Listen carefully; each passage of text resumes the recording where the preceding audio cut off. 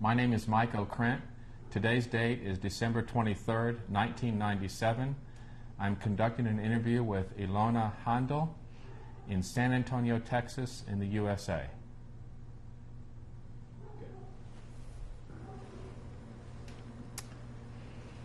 Could you please tell us your name? My name is Ilona Haendel. And could you please spell your name? Ilona Haendel.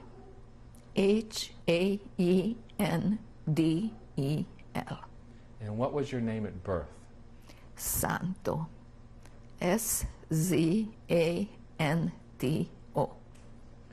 And did you have any other nicknames or names? Yes. My family called me Cica. This is C-I-C-A, and it means little kitten in Hungarian. In Hungarian? Yeah, and my mother still called me that when she wrote me letters, and I wrote back to her that I'm an old cat and I have my little kittens. So, would you please stop? But she didn't. Did you have any other nicknames in any other languages? No. What is your date of birth? Oh, my great-grandmother used to say that it was so long ago she forgot already. It was January 26, 1921. And so today you are how old? Still 76. I have to use the opportunity. And where were you born? What city? In Budapest. Which is in what country? In Hungary.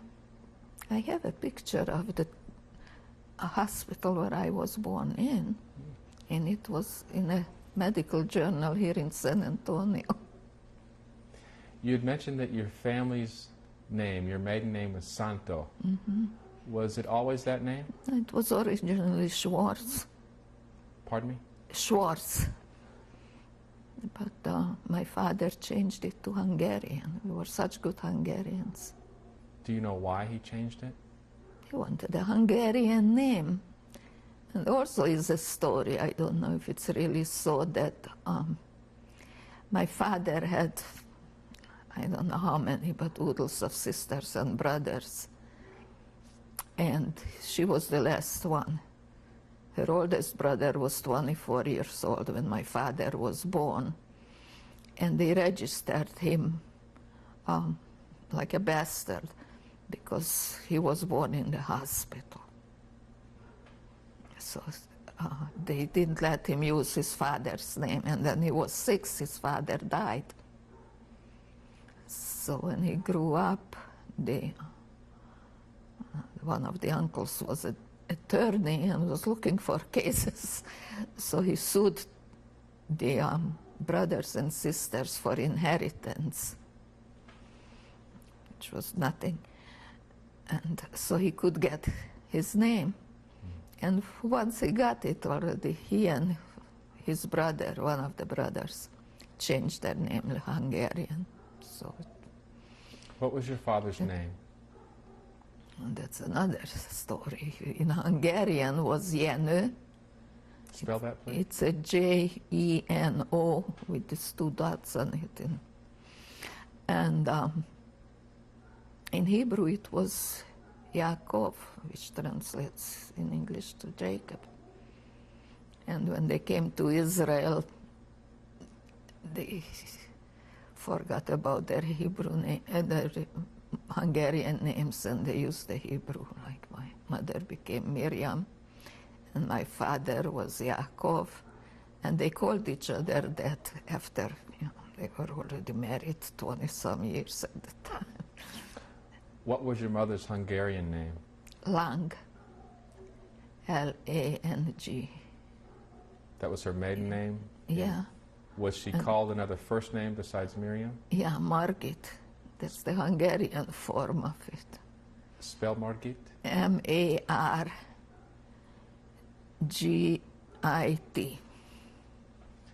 And growing up in Budapest,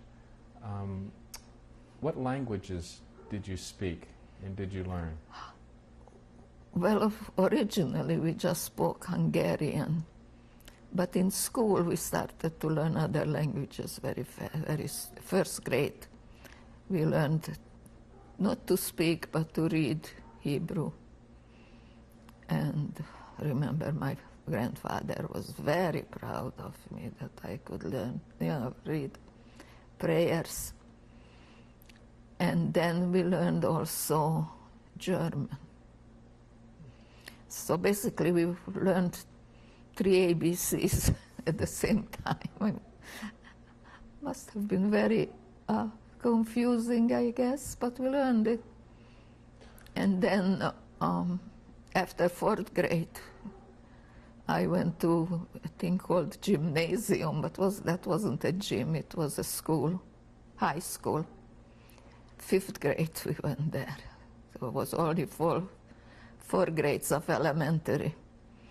And then smart kids like me, we went to this high school that was going toward the university.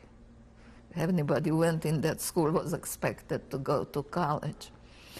And, people who wanted to be secretaries or something like that, they went a different type of high school. And some of the kids stayed because of money or whatever in elementary school for 8 years. So it was a division. But the school I went to was, I don't know, were you there when Dershowitz was here speaking? He said that they want to, in Boston, they working on establishing a Jewish day school, high school, that will be the best in the whole United States in every aspect. And that school that I went to was a Jewish day school and was the best school in the city. In the country. This was the elementary school, the first 4 years? That too, but the high school was, it was a great honor just to get in. Did your elementary school have a name? Is there a name to the school? Well, don't really make me spell that one. There's a Veselényi utcai Israelita something. Israelita, the word they used instead of Jewish. I don't know, it sounded more elegant, I guess. And the high school was called the Israelita Jewish High School. Tell me, what was Budapest like as a small girl? What do you remember of Budapest? Budapest was and still is a beautiful city. The Danube flows between the two sides. It's Buda and Pest. And on the side of Buda there are several, I would say, hills. But we thought there were mountains. We went there Saturday morning. We went across the bridge and up on the mountain and looked down on the city. It's pretty. And then there is a building there called Halászbástya, Fisherman's Wharf or something, but it's a beautiful old building. And the King's Palace, which is now a museum. It was pretty much bombarded. I went back like 20 years ago to look at it, if I saw it with the same eyes. They rebuilt most of the things. The building we lived in, my cousin said, don't get scared, there is a big hole in the ground where our building used to be. That was, quite some time after the war, and they said, now he says they built something in the place. What I remember is that the public school, the public elementary school, was right next door. Next door to? To where we lived. So just one gate and in the other. Do you remember the address? Lovag utca. Spell that? And that Lovag, Utca means street, UTCA. And was free. And I could go there if I wanted to. 6 years old, I wasn't too old. I made the decision. Our parents, they were talking about money-wise. It costs a lot of money to go to the school where I wanted to go. And the family said, all these people in that picture, that they will chip in, but I should go where I wanted to go. And I went to the Jewish day school. And the reason was because even a 6-year-old, I knew that children of other religions will mock me or hit me or do something bad to me. And I didn't want to face that. So I just wanted to be with kids that are just like me. That's one of the kids in a Catholic school told me. They don't hate other people. They just want everybody to be just like they are. Did you notice any anti-Semitism or any of that hatred? Oh, we knew it. It was public knowledge, to call somebody stinking Jew or something like that was commonplace. I didn't care. I always had this attitude, it's their problem. I just keep away from them. That was the only thing. And when I came back from school, I gathered all the kids in the building where we lived, and they went to school next door, and I was teaching them what I learned that day. So that I remember. And then we used to go, my cousin was growing up out in the country. And when we stayed there, we heard more of it because there were less Jews and more non-Jews around than in the city.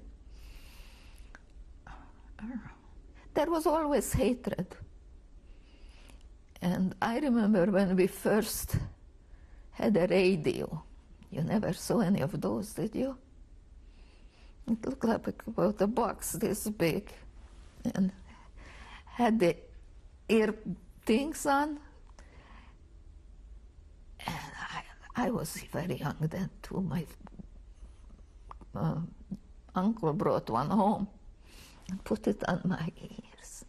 And there was a whole band playing, an orchestra.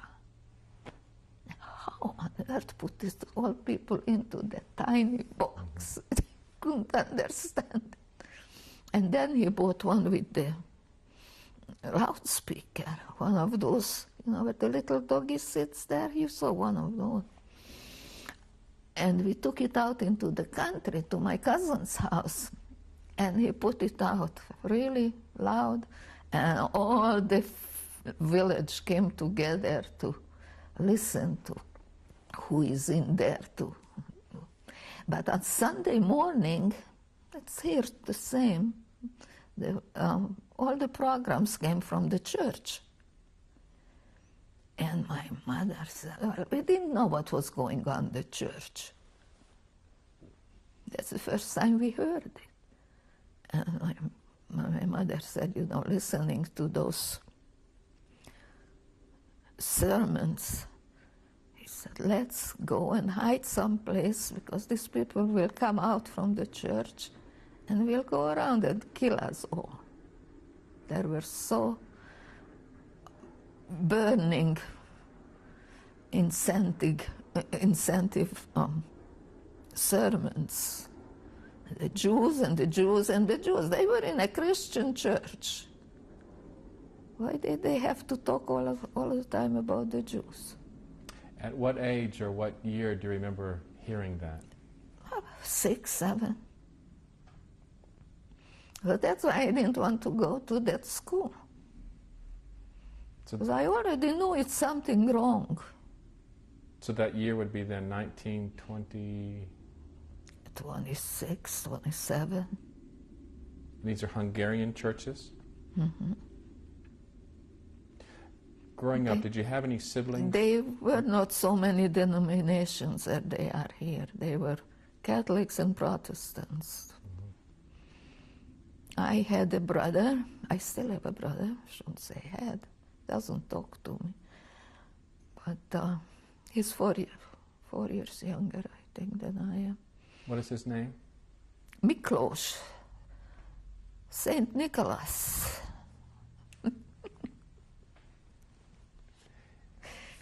And we were celebrating.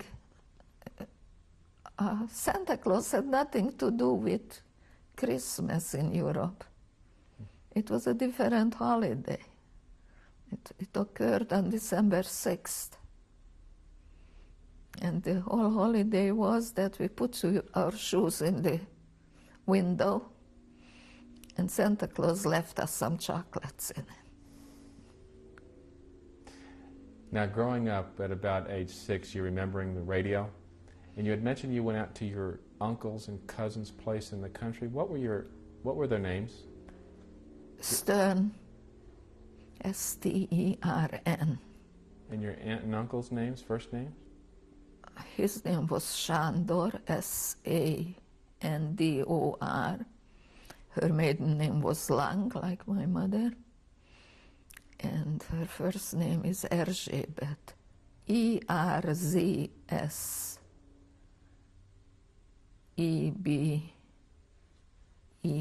Elizabeth. And you said they had kids, so you had some cousins. That one cousin, I still have him.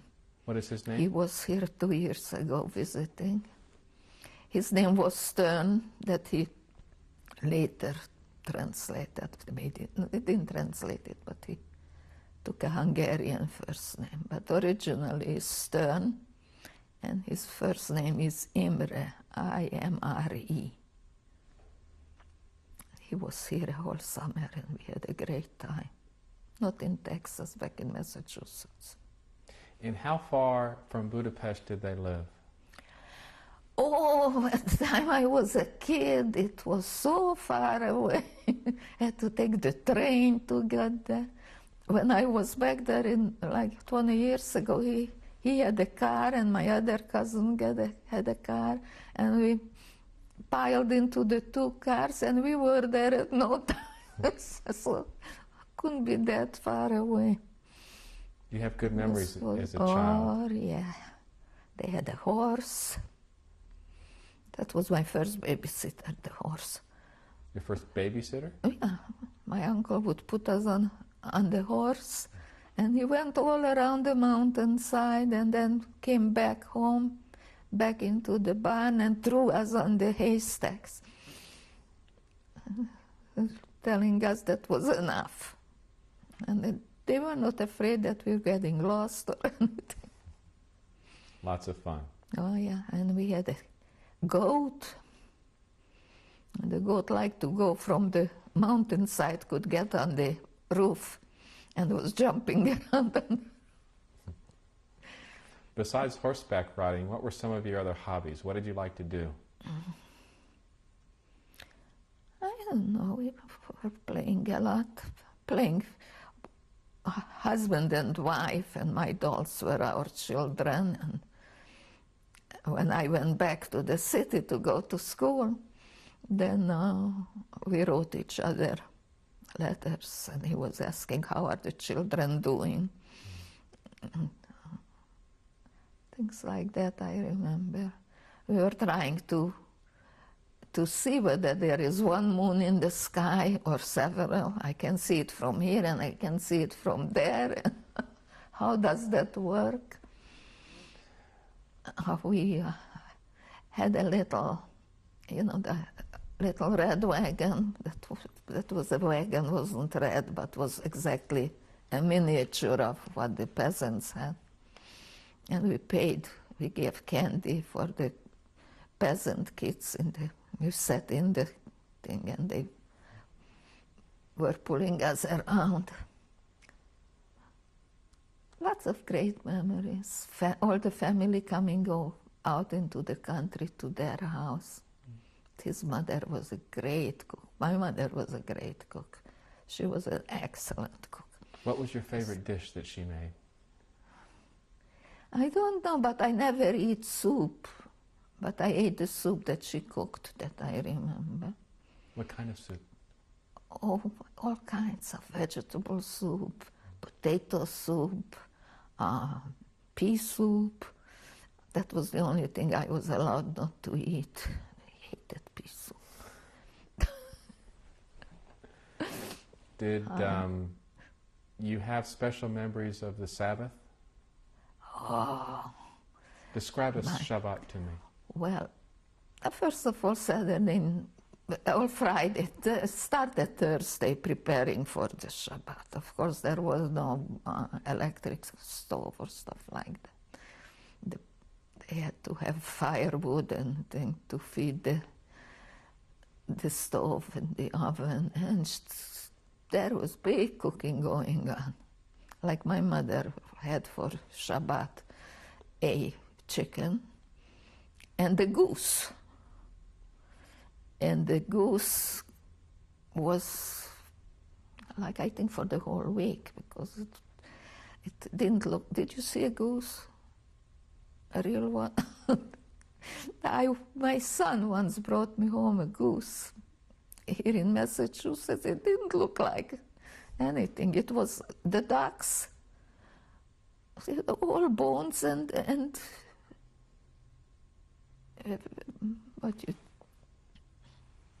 not oil, fat. But back in Hungary, they stuff that goose until it gets a lot of meat on it.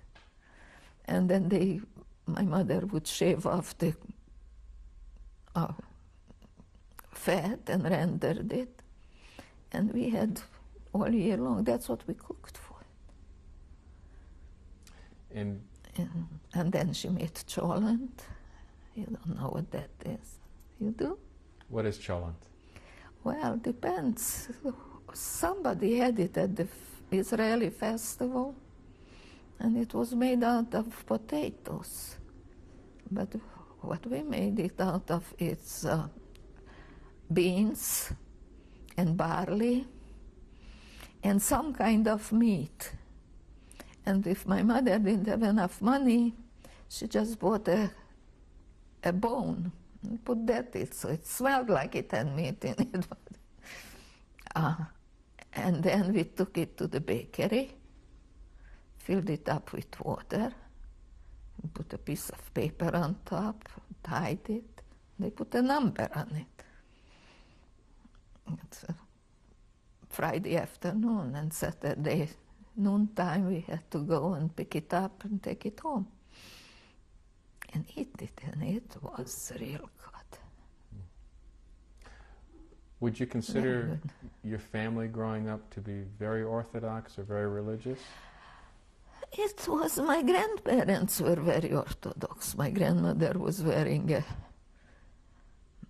called it a sheitel, a wig, not a fancy wig like today. It really looked ugly.